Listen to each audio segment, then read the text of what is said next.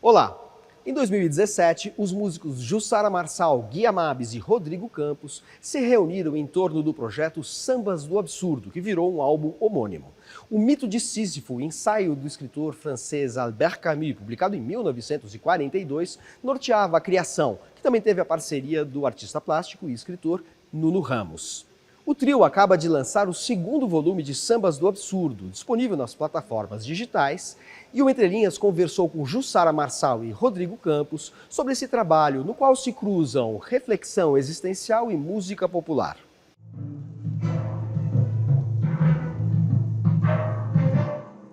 Um minuto pra romper o amor, um minuto pra dizer, um minuto até você chorar, um minuto pra morrer, um minuto até você passar. Jussara, Rodrigo, vocês acabam de lançar o Sambas do Absurdo, volume 2. Que relação esse álbum tem com o anterior, que também se chamava Sambas do Absurdo? E mantém-se a inspiração no Mito de Sísifo, do Camus?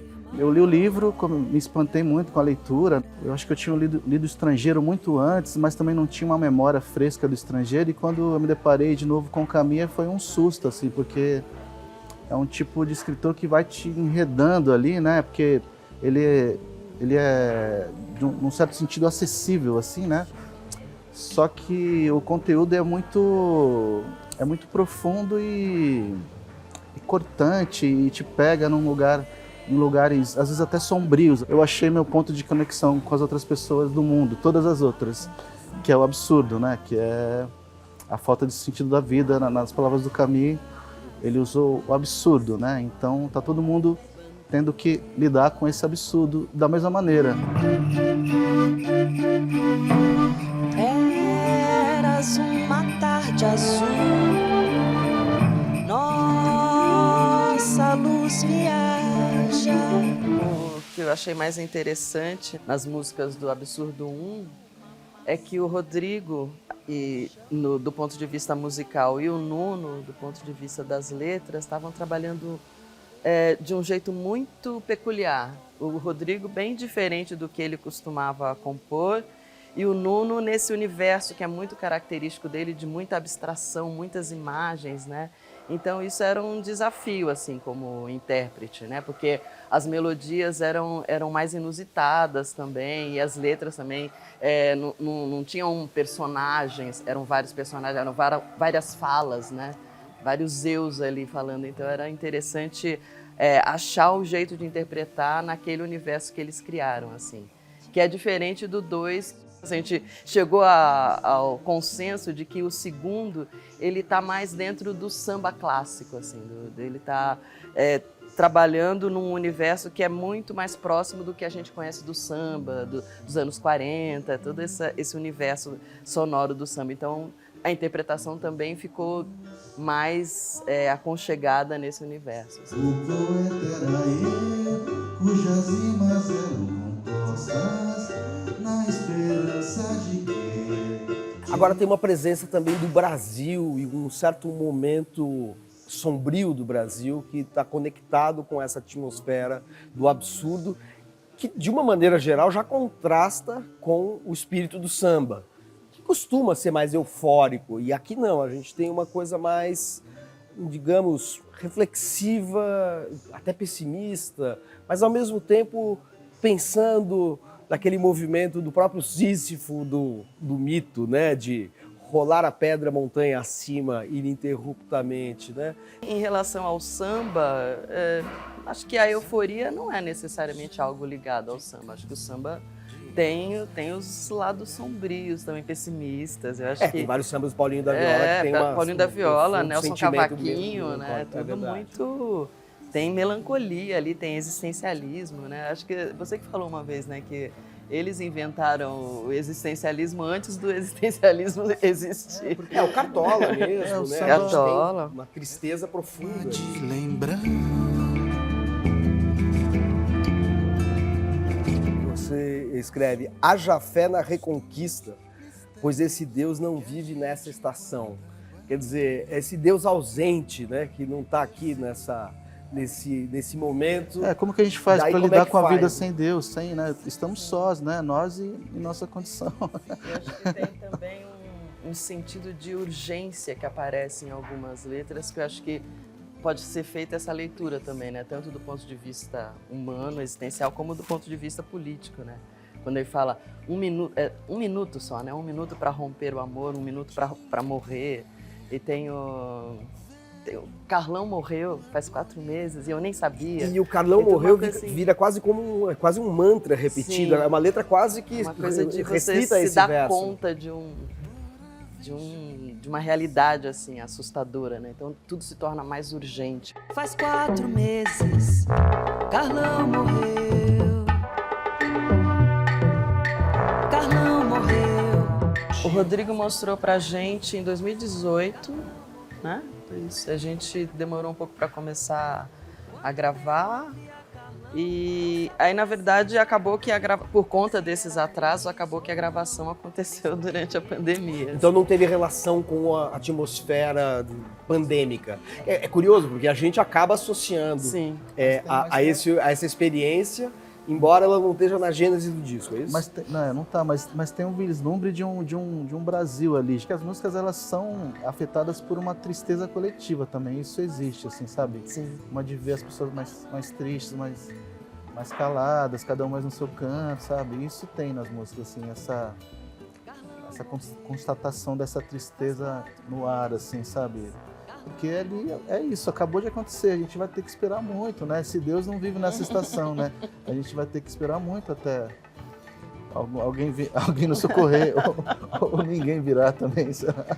Mas como você escreveu, haja fé na reconquista. Haja fé. Afinal das Haja fé contas, na o reconquista. disco sai num momento importante também, né? Se ele começa a ser feito num momento complicado, ele sai num momento importante, Sim. que, enfim, anuncia mudanças, talvez, né? Sim. Exatamente, acho que Acreditamos nisso.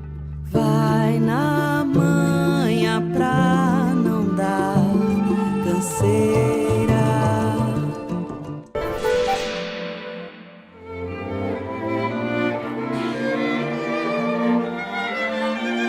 O Mito de Sísifo é um ensaio que o francês Albert Camus publicou em 1942, mesmo ano de lançamento do romance O Estrangeiro.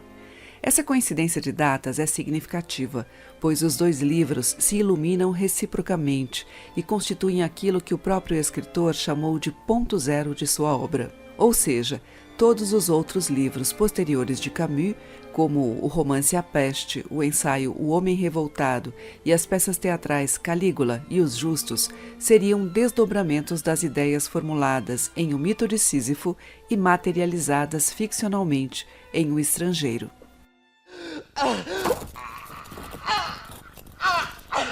O Mito de Sísifo tem o subtítulo Ensaio sobre o Absurdo e começa com uma frase de alto impacto retórico. Só existe um problema filosófico realmente sério: o suicídio. A partir desta formulação, Camus contrasta de forma irônica a pergunta que considera fundamental: julgar se a vida vale ou não vale a pena ser vivida, com questões formuladas por grandes pensadores. Para o escritor, essa questão primeira de ordem existencial é muito mais importante que os sistemas filosóficos que investigam nossas condições do conhecimento. Io non credo in Dio. Ne sei proprio sicuro? Non me lo sono mai domandato.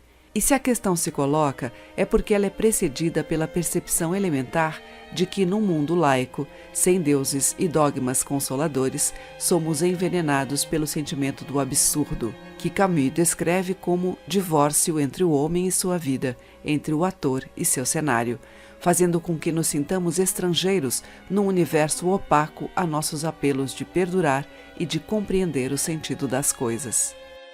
Depois de reflexões hipnotizantes, Camus propõe que o absurdo é nossa condição, que estamos condenados a buscar um sentido e viver a plenitude dessa busca, porém sabendo de antemão que seremos derrotados, a exemplo do Sísifo da mitologia grega que inspirou o título do ensaio.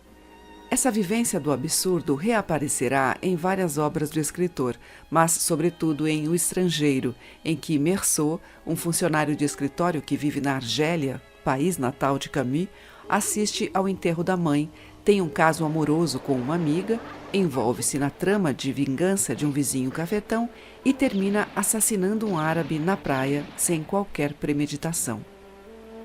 Tudo isso é descrito de forma impassível, indiferente pelo próprio Meursault, que não hierarquiza os acontecimentos, não os recobre com os sentimentos morais e lugares comuns da sociedade.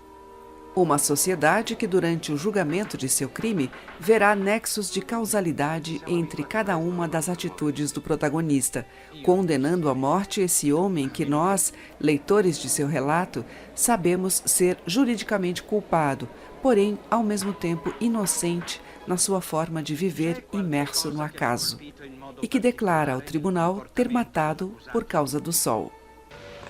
È stato per colpa del sole. Escrito em linguagem transparente, mas com sentido enigmático, O Estrangeiro não ilustra nem discute as ideias de Camus sobre o absurdo, apenas expõe, na figura de um homem comum transformado em mito trágico, uma existência absurda que pode levar do hedonismo inocente nas praias mediterrâneas à culpa e ao cadafalso. Dichiara l'accusato colpevole dei fatti addebitatigli e in applicazione degli articoli della legge lo condanna alla decapitazione su una pubblica piazza. Com tradução de Adalberto Miller, Partido das Coisas é o livro de 1942 em que o francês Francis Ponge formula uma das poéticas fundamentais do século XX. A Morte e a Morte de Quincas Berro d'Água, romance tão curto quanto inventivo do baiano Jorge Amado, ganha edição em capa dura com ensaio visual de seu conterrâneo Marepe. Em edição comemorativa do centenário de nascimento do dramaturgo Dias Gomes, O Rei de Ramos é uma sátira de costumes e comédia musical que inclui letras de Francis Raime e Chico Buarque. E Miriam Alves, plural, reúne ensaios e depoimentos sobre a escritora e intelectual que é referência central na literatura negra brasileira. Depois do intervalo, um bate-papo com a escritora Maria José Silveira sobre o seu novo romance, Aqui Neste Lugar. O Entre Linhas volta já.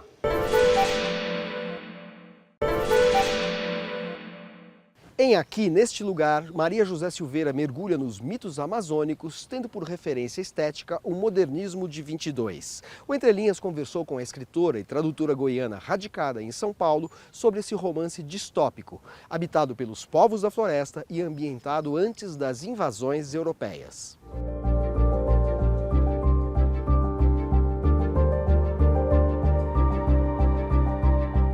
Maria José, seu novo romance Aqui Neste Lugar contrasta bastante com sua obra anterior. Que lugar simbólico esse livro ocupa dentro da sua obra? Esse livro realmente é diferente de tudo que eu já escrevi.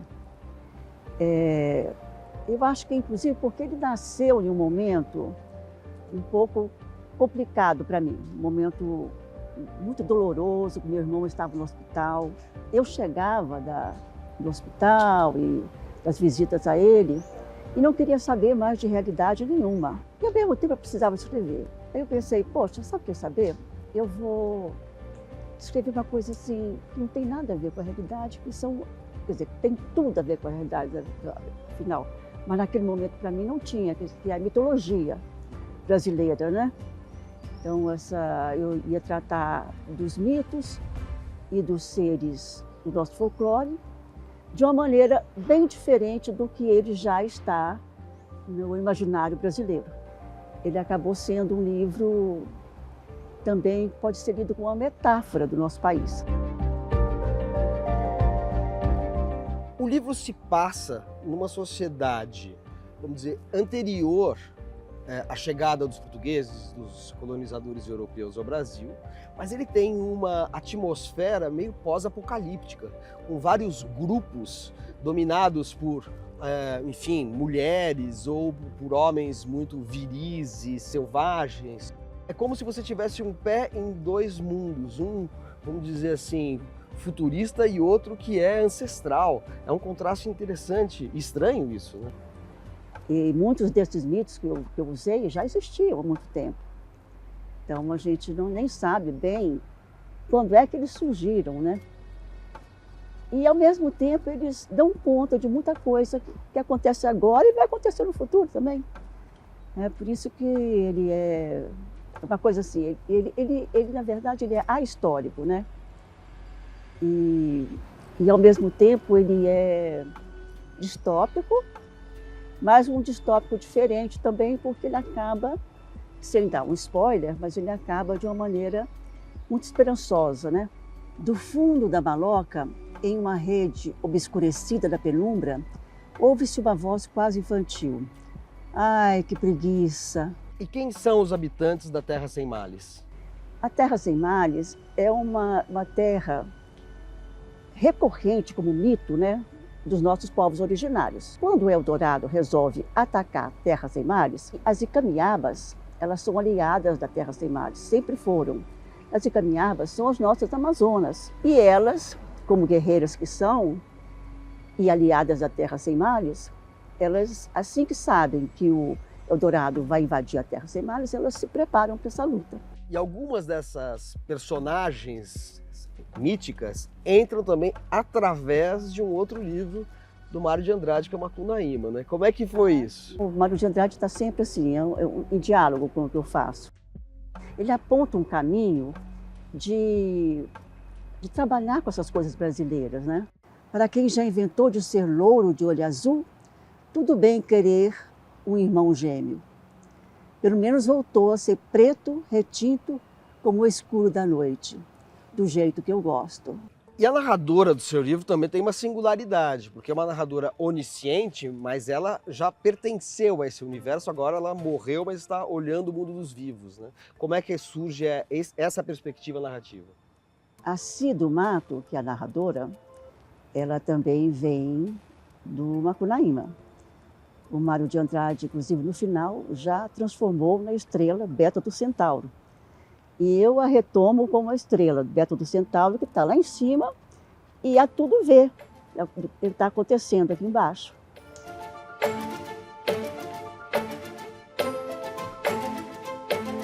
O que este livro traz de leitura do Brasil, ainda que numa leitura alegórica?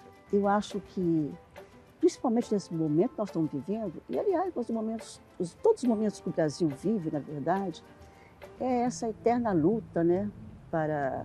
Eu digo, entre o bem e o mal, mas para a transformação do país, para a defesa de uma terra ou a construção de uma terra, né, onde você tenha um pouco dessa alegria que tem a Terra Sem Males no meu livro. Então é nesse sentido que eu acho que é uma metáfora do Brasil, porque ele coloca esses conflitos, né, que o Brasil sofreu e acho que ainda sofrerá por algum tempo, apesar de tudo, né? Eu acho que não tem como fugir da política. A política é algo que nos forma, né? Que forma a nossa sociedade, e a nossa procura por um rumo melhor. E exatamente nesse livro também tem essa procura de uma coisa melhor, né? E essa defesa contra tudo isso que a gente não quer. E os mitos estão do nosso lado, a terra está do nosso lado, a natureza está do nosso lado, os animais estão do nosso lado. Então nós temos que ganhar essa guerra de alguma maneira.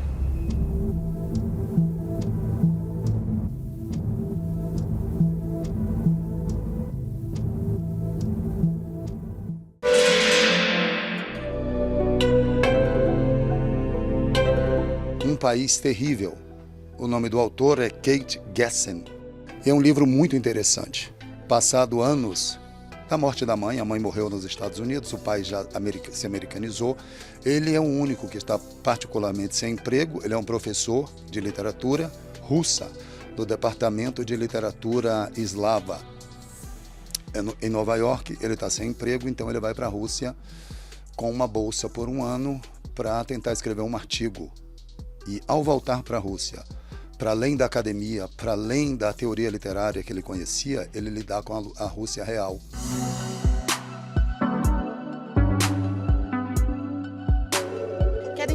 vocês o livro A Ridícula Ideia de Nunca Mais Te Ver, de Rosa Monteiro. É um livro que fala basicamente sobre luto e ele faz um paralelo com a vida da Mary Curie, que é a química, aquela que ganhou o Nobel e tudo mais. E é muito incrível assim a história e acho que vale demais a leitura. Eu vou falar hoje do livro João Maria Matilde, da Marcela Dantes. É um livro muito leve, que fala sobre questões de luto. Todo mundo viveu um luto nessa última pandemia, e ela volta a falar sobre o pai dela, um pai que ela nunca conheceu. Ela faz uma viagem a Portugal para buscar um pai e buscar uma identidade própria para ela. É um livro bem leve, bem tranquilo, mesmo falando sobre questões tão pesadas quanto o luto.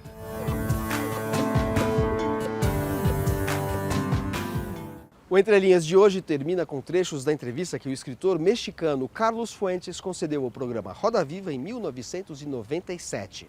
Filho de diplomata, ele nasceu no Panamá em 1928. Autor de mais de 40 livros, dentre os quais se destacam A Região Transparente, A Morte de Artêmio Cruz, Aura e Terra Nostra, recebeu prêmios como Miguel de Cervantes e O Príncipe de Astúrias. Carlos Fuentes morreu na Cidade do México em 2012. Até a semana que vem. La respuesta más radical a la pregunta que me hacen ustedes es la ausencia de una sociedad civil en América Latina, la lentísima construcción a través de los últimos 200 años de una sociedad civil. El escritor ha cumplido funciones políticas para suplir la ausencia de la sociedad civil.